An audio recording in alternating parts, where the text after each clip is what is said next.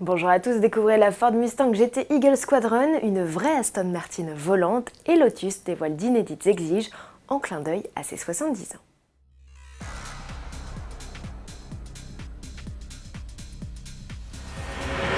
On prend de la hauteur dans cette nouvelle édition du JT avec cette Mustang unique. Elle célèbre le 100e anniversaire de la Royal Air Force, la force aérienne de l'armée britannique.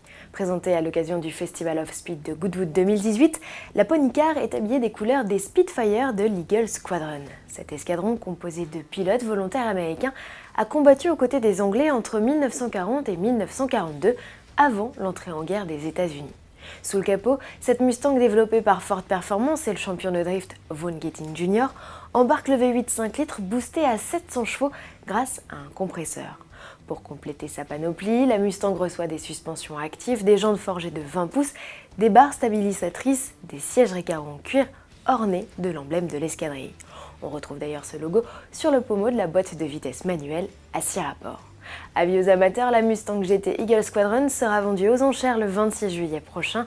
Les fonds serviront à un programme d'éducation pour les jeunes pilotes dont Ford est partenaire depuis 20 ans. Chez Aston Martin, on connaissait les variantes volantes qui ne volent pas. Une époque révolue, désormais l'appellation volante ne qualifie plus seulement les cabriolets de la marque, elle désigne aussi de vrais aéronefs. Après avoir dessiné un sous-marin, le constructeur britannique se lance un nouveau défi avec cet engin volant capable d'accueillir jusqu'à 3 adultes. Développé avec plusieurs partenaires, le Volant Vision Concept est autonome, il décolle et atterrit à la verticale. Sa mécanique est quant à elle hybride.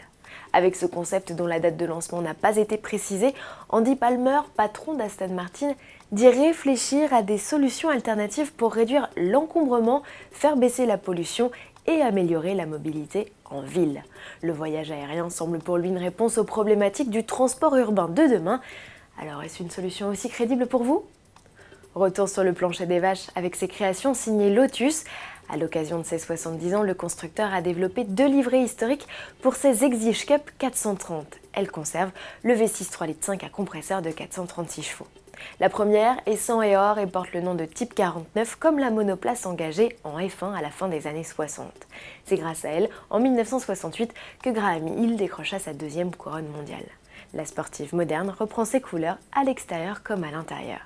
C'est également le cas de la Type 79 qui, elle, vient célébrer le titre pilote de Mario Andretti en 1978 et le 7e et dernier sacre constructeur de Lotus en F1.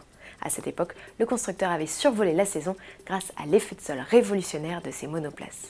Lotus, sachez-le, n'a pas évoqué la commercialisation de ses livrets, même en série limitée.